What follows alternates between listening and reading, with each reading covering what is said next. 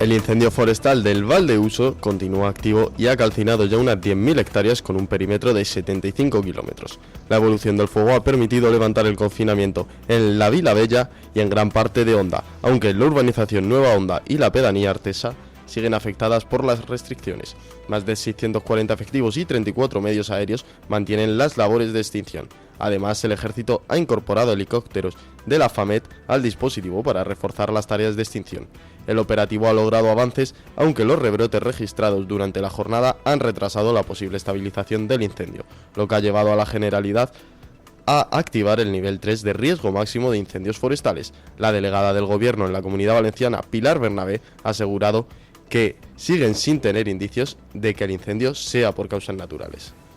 No parece, no hay, no observamos, y el Seprona así me lo traslada, que haya condiciones naturales, meteorológicas, naturales, que hayan podido causar, que hayan podido provocar el incendio. Por lo tanto, las líneas de investigación por parte del Seprona están todas abiertas. Se han tomado algunas manifestaciones de posibles personas que pudieran dar testimonio de hechos sucedidos, pero todas las investigaciones están abiertas. Insisto, no parece que haya causas naturales que puedan haberlo provocado. Por lo tanto, se está trabajando en las líneas de investigación que tengan, que podamos darles información pertinente cuando vayan avanzando esas investigaciones. Pues ya lo ven, señores, en Castellón el incendio de Valdeuso sigue activo. 4 días de trabajo de bomberos, de protección civil. Han calcinado las llamas unas 10.000 hectáreas, hay alrededor de 10.000 personas evacuadas todavía. Se ha levantado, como les contábamos, la mayoría de los confinamientos en municipios afectados, pero aunque las perspectivas son menos pesimistas, no hay que lanzar las campanas al vuelo porque hoy se complican las condiciones de extinción de esos incendios. Las autoridades también en Madrid y en Ávila han levantado las evacuaciones en 15 localidades. Se mantiene la máxima vigilancia ante el riesgo de reactivación en esos puntos, sobre todo teniendo en cuenta que aunque el perímetro del fuego permanece estable, no se han registrado avances significativos. Siguen la lucha contra los incendios con esos equipos de extinción que están centrados en apagar esos puntos calientes, consolidar ese perímetro en particular. Y claro, seguro que han visto ustedes una comparativa con los incendios en Francia, en Burdeos. Allí disponen, por suerte, de una aeronave de Airbus, un proyecto piloto en el que echan una especie de líquido de color rojo. Esto es un proyecto piloto de una compañía española que se está utilizando ya, estaba en pruebas y en Francia se está utilizando en Burdeos, precisamente para combatir esos incendios. En España se anunció que íbamos a tener ese tipo de dispositivo aéreo el año pasado. Y ya ven ustedes que estamos en 2026 y no ha ocurrido. Esta es la queja que lanzamos aquí directamente al gobierno de Pedro Sánchez, que se ha preocupado por otras cosas. Quizás por preparar unos presupuestos generales del Estado. No, estaba más centrado en causas de corrupción de su entorno más cercano. Pero ya les digo que en pleno desastre medioambiental provocado por el fuego en diversas comunidades españolas, Pedro Sánchez ha tirado de la liana del Pacto de Estado para la Emergencia Climática, hablando de cómo estos partidos han rechazado este buenísimo Pacto de Estado. Y esa es la manera de salvar el final de la legislatura, a la que llega de manera agónica, por así decirlo popularmente, con lo opuesto, con los apoyos cada vez más frágiles, esos famosos apoyos de quienes le brindaron la investidura, Junts y Podemos, cada vez le giran más la espalda y sobre todo asediado por esos problemas judiciales que afectan al gobierno y a su entorno.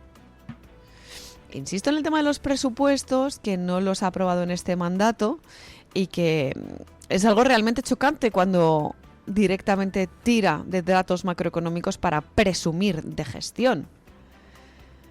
Lo único que tiene ahora Pedro Sánchez es la capacidad de la propaganda, la de intentar imponer el relato a través de esos medios de comunicación afines.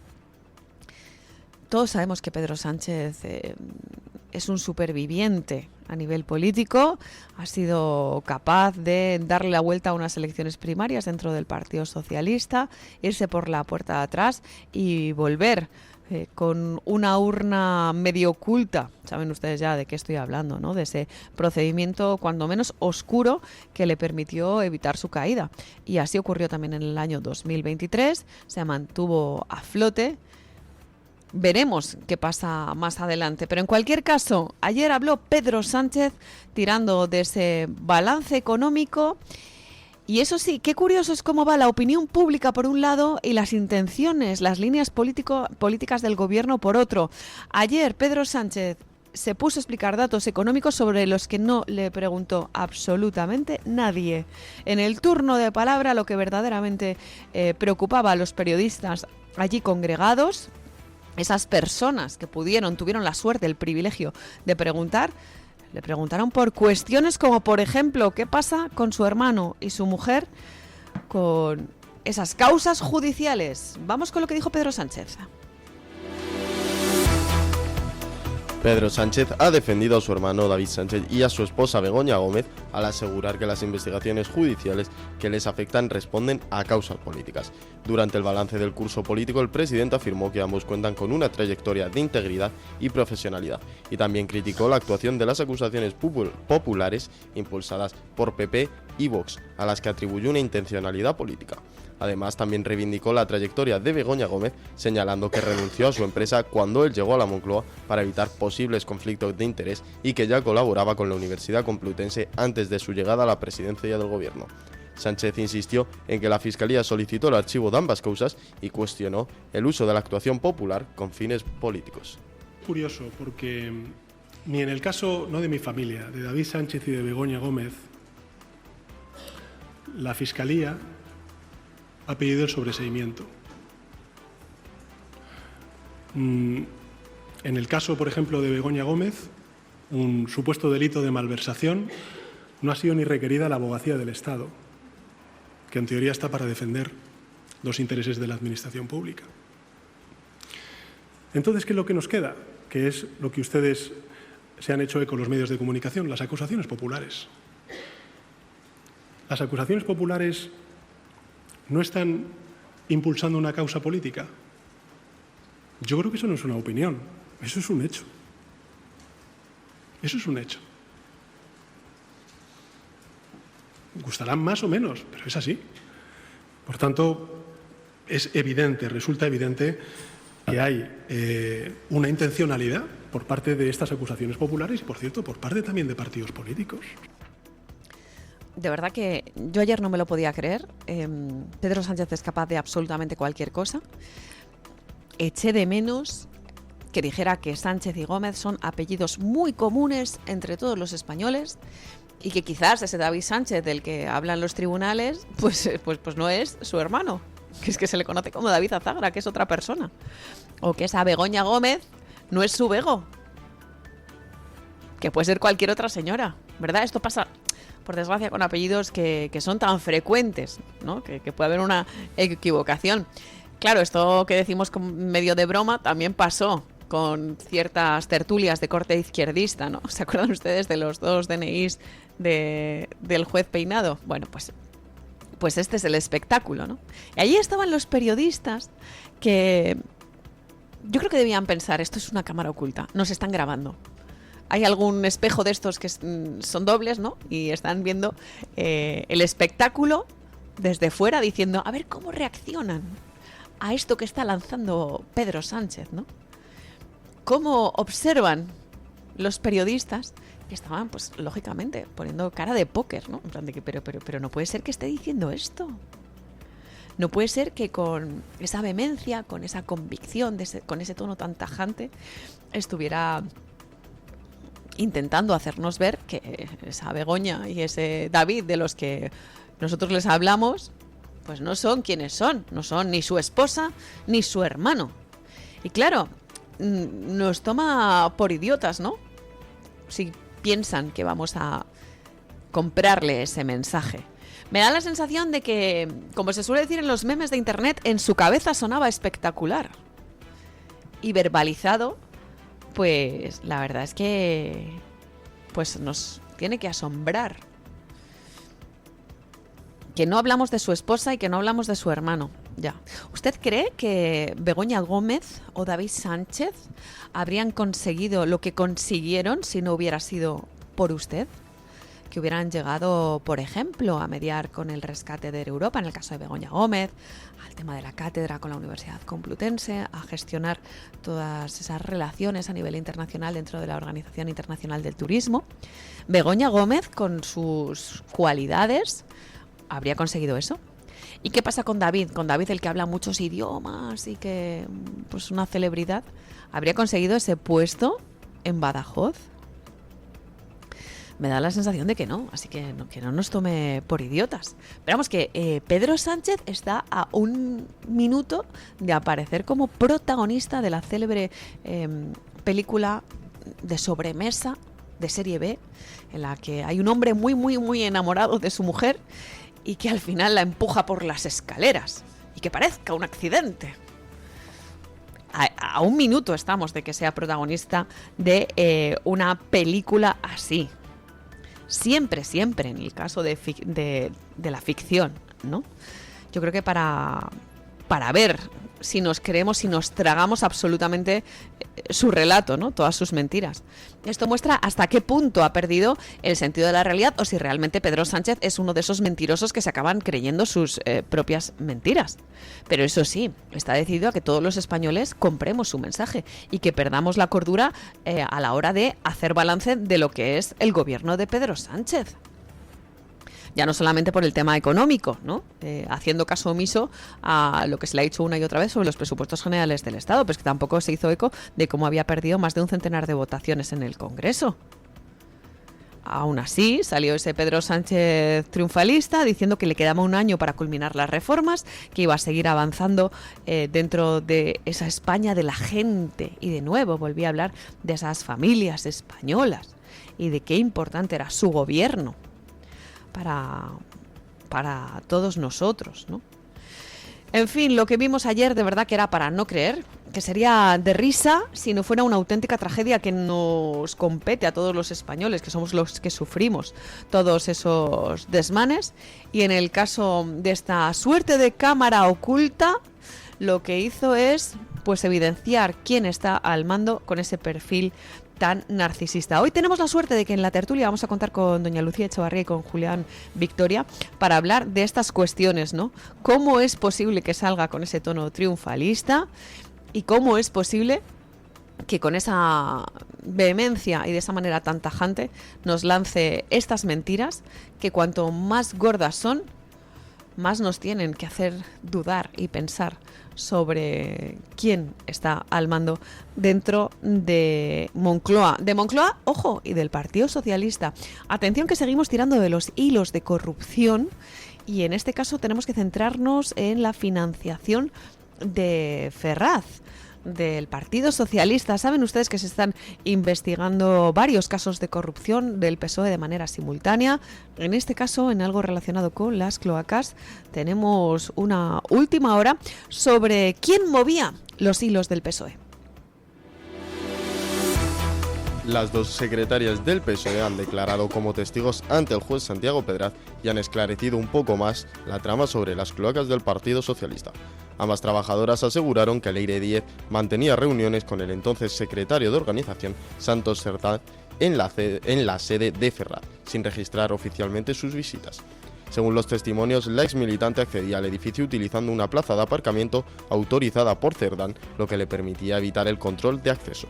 Las trabajadoras también afirmaron que por orden de Santos Cerdán, el partido abonó hasta 7 viajes de Leire Díez sin que fuera necesario justificar su finalidad. Además, también explicaron que los billetes se enviaban directamente a Cerdán por WhatsApp para mantener la confidencialidad de esas gestiones en lugar de usar el correo corporativo. Pues señores, en concreto, como hay muchos casos de corrupción, les tenemos que decir que este es el de las cloacas, que hablaba directamente de cómo se financiaba el Partido Socialista y de ese importante papel, el de Santos Cerdán, ordenando cuestiones dentro del partido, porque se ha dicho desde el PSOE que al final Santos Cerdán participaba a título individual de todas las gestiones corruptas y que, como saben, ha sido condenado por otro caso, que es el famoso caso Coldo, el caso Ábalos, el de los 24 años al exministro de Transportes, pero aquí tenemos que poner el foco en que los detalles son importantes. Y acuérdense ustedes del caso Zapatero, que es un caso distinto, el caso Plus Ultra, el caso de las joyas. En el caso de Zapatero se hablaba de cómo se había producido una serie de reuniones muy discretas en el piso de la secretaria en Ciudad Lineal, en su casa particular, y que los vecinos recuerdan haber visto a José Luis Rodríguez Zapatero. Este es un detalle importante porque en la justicia lo importante es probar los hechos y por tanto juzgar sobre esos hechos probados. Pues aquí es algo parecido, ¿no? ¿Quién usaba el parking de Ferraz? Esto es lo que evidencian las secretarias del PSOE, ¿no? Que atribuyen a Cerdán esas gestiones de Ferraz para Leire Díez. Que Santos Cerdán era la persona que daba luz verde al desembolso para los billetes de avión, el que autorizaba el acceso al parking. Si Zapatero se reunía en el piso de Gertrude, es que tenía cosas que ocultar y estaba en ese piso porque era bastante discreto en Ciudad Lineal. Si Leire Díez acudía al parking de Ferraz de manera regular y además, de hecho, era la beneficiaria de billetes de transporte, de avión, de tren, pues en fin, es como para ir atando cabos, ¿no? Si la autorización partida de Cerdán es que había una conexión directa de Leire Díez con Cerdán. O sea, que no digan que son cuestiones individuales, sino que aquí claramente las declaraciones de estas dos secretarias pues encajan con esa estructura, con lo que está investigando el magistrado Santiago Pedraz y que pues demuestra que había una estructura, una organización criminal en la que había un líder que había actuado bajo esa dirección única. Aquí de lo que se trata es de ver cuál es la cúspide de esa estructura criminal, ¿no? ¿Quién movía los hilos dentro de Ferraz? Evidentemente, Santos Cerdán estaba ahí. Pero tendremos que ver qué pasa con The One, que es la persona a la que hacía alusión Leire Díez en muchas ocasiones. En fin, esto es lo que les contamos dentro del PSOE, pero hay otras cosas que le tocan a usted directamente. Si usted vive en Sevilla, sepa que hay una polémica muy importante con la construcción de una mezquita. Ayer Vox puso pie en pared hablando de cuán importante es poner freno a la islamización radical, porque lo que se está haciendo en nuestro país en muchos casos es cambiar el tejido social de quiénes somos los españoles, quiénes somos, quiénes éramos y a dónde vamos. Vamos aquí con esta polémica y lo que está pasando en Sevilla. El Ayuntamiento de Sevilla ha concedido la licencia para construir un centro cultural islámico con mezquita en el barrio del Polígono Sur, una decisión que ha abierto un nuevo enfrentamiento con Vox. La formación de Santiago Abascal ha anunciado que recurrirá a la licencia por la vía administrativa y judicial, además de advertir que el acuerdo de gobernabilidad con los populares queda seriamente comprometido. El alcalde de Sevilla, José Luis Sanz, ha defendido que el ayuntamiento estaba obligado a autorizar el proyecto por cumplir todos los requisitos legales. Además, ha asegurado que denegar la licencia habría supuesto prevaricar y también ha recordado que la Constitución garantiza la libertad religiosa. Por su parte, Vox sostiene que la decisión marca un punto de inflexión en su relación con el gobierno municipal y acusa al Partido Popular de actuar sin informar a sus socios. El partido ha iniciado una campaña de recogida de firmas y presentará un recurso contra la licencia al considerar que el expediente contiene aspectos que deben ser revisados. Bueno, aquí la clave de este proyecto es que en la zona en la que se va a colocar, en el Polígono Sur, contaban directamente desde Vox que necesitan inversiones urgentes, pero en otro tipo de cuestiones, como por ejemplo en seguridad, en limpieza, en vivienda, en empleo, en servicios públicos. ¿Y a qué se dedica el ayuntamiento? Pues a facilitar un proyecto islamista, que no es tanto la mezquita que puede entenderse que entra dentro del derecho a la libertad religiosa, sino que estamos hablando de estos centros de culto que responden en algunas ocasiones a intentos de islamización radical. Y eso es lo verdaderamente preocupante, ¿no?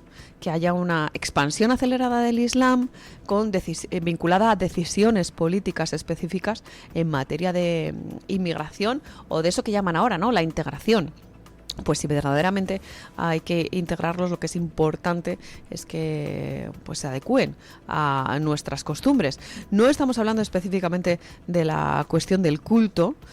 Hay muchos que dicen que debido precisamente a la evolución demográfica, al aumento de inmigración ilegal, es necesario pues crear este tipo de mezquitas, pero lo que estamos diciendo es realmente que es preocupante el tema de que este centro con pretexto cultural se convierta en un núcleo de islamización radical. Y tengo que decirles que, aunque esta es una mezquita muy grande, el problema realmente está en las pequeñas mezquitas, en las mezquitas de barrio. Como ocurre en Barcelona, como ocurre en el Raval, donde en pocos años hemos pasado de que haya 20 a que haya 47. Y estos son datos que recogía yo esta misma mañana. Ahí se produce esa captación de integristas radicales, y de ahí que haya ese miedo y ese profundo rechazo de diferentes vecinos de la zona que piden otras cosas, ¿no? Que piden seguridad, que piden limpieza, que piden empleo, que piden servicios públicos, en vez de pues este tipo de iniciativas que ya les digo que son de índole privada, pero que en cualquier caso cuenta con ese respaldo del Ayuntamiento de Sevilla, y habría que preguntarse, ¿no?, si eso es realmente lo que necesita el Polígono Sur o si se trata de una decisión de corte político, aludiendo a esas materias de inmigración e integración tan buenistas que nos ponen encima de la mesa siempre desde el PSOE rojo y el PSOE azul. En fin, una última información a propósito de las reuniones que se están llevando a cabo en la Casa Blanca. Ya les contamos ayer que estábamos pendientes de esa visita de Benjamín Netanyahu, el mandatario israelí, pero también se produce una visita de Volodymyr Zelensky, una reunión con Donald Trump. ¿Se acuerdan ustedes, verdad, de toda la polémica que hubo con la anterior visita de Zelensky a la Casa Blanca, con el tema relacionado con su indumentaria, que no dejaba de ser una anécdota, pero que se escaló a nivel de categoría a la hora de divulgarse en los medios de comunicación? Quizás por ese motivo la reunión ha sido calificada por la Casa Blanca como una reunión de trabajo, no como una visita oficial, llevándose a cabo a puerta cerrada. Lo que está claro es que en la Casa Blanca no quería que se alejara el foco de lo verdaderamente importante, que es la gestión geoestratégica. Así que esto es lo que les contamos de la visita de Volodymyr Zelensky a la Casa Blanca. El presidente de Ucrania, Volodymyr Zelensky, se reunió con Donald Trump en la Casa Blanca para intentar desbloquear las negociaciones que pongan fin a la guerra con Rusia. Tras el encuentro, el mandatario ucraniano aseguró que ambos abordaron fórmulas para revitalizar la diplomacia y reforzar la defensa aérea de Ucrania mediante la producción de interceptores Patriot y el suministro de más munición. La visita llega en un momento de estancamiento de las conversaciones con Moscú y con un Trump cada vez más centrado en la crisis con Irán. Zelensky agradeció el respaldo de Estados Unidos mientras continúa reclamando a sus aliados occidentales más sistemas de defensa para hacer frente al incremento de los ataques rusos. La Casa Blanca, por su parte, no ofreció ningún tipo de detalles acerca de la reunión. Pues ya lo ven, señores, mucho más discreto para que al final no se queden con esa anécdota elevada a categoría con el tema de la indumentaria y ese rifirrafe en el despacho oval de la Casa Blanca, que, como les digo, escenificaba pues un pequeño enfrentamiento, pero que no tuvo más trascendencia. En fin, nos acercamos a las 8 o las 7 en Canarias, momento de poner esa vista en Estados Unidos, gracias a la crónica de Carlos Domínguez, periodista de Voz Media, que nos trae la última hora de este diario. Carlos, buenos días. Muy buenos días. Hoy les informamos que en Washington, Donald Trump se reunió con Benjamín Netanyahu. La Casa Blanca calificó el encuentro de positivo y productivo. Hablaron principalmente de Irán y reafirmaron que el país nunca tendrá armas nucleares. La reunión duró 1 hora y no hubo preguntas de la prensa. Por otra parte, en aviación, un Airbus A350 aterrizó en Toulouse tras volar más de 24 horas, sin escala desde Melbourne. Recorrió más de 23.000 kilómetros. Es una prueba clave del proyecto de Qantas para conectar Australia con Europa y Estados Unidos en un solo vuelo a partir de 2027. Para finalizar, en fútbol, Zinedine Zidane es el nuevo seleccionador de Francia, sustituye a Didier Deschamps y firmó por 4 años. Zidane dijo que ese era el único cargo que quería. Debutará en septiembre. Ya saben amigos que para ampliar estas informaciones y conocer otras noticias pueden seguirnos a través de nuestra página web voz.us y nuestras redes sociales. Muchas gracias, Carlos. Evidentemente, de Zinedine Zidane van a hablar también mis compañeros Eric Gutiérrez y Guillermo Díaz en el apartado de Deportes en Libertad. Ténganlo por seguro. Son las 8, las 7 en las Islas Canarias. Pausa publicitaria muy breve y a la vuelta les seguimos dando la última hora sobre los incendios. Hablamos de Pedro Sánchez y de lo que ha dicho respecto a José Luis Rodríguez Zapatero. Y tiramos del hilo de la corrupción hablándoles, por ejemplo, de cómo la Universidad Complutense va a pedir indemnizaciones a Begoña Gómez y cómo las hijas de Zapatero facturaron grandes cantidades de dinero que no sabemos de dónde viene. Investigamos sobre este asunto, ya les digo, en un minuto aquí en Mañanas en Libertad.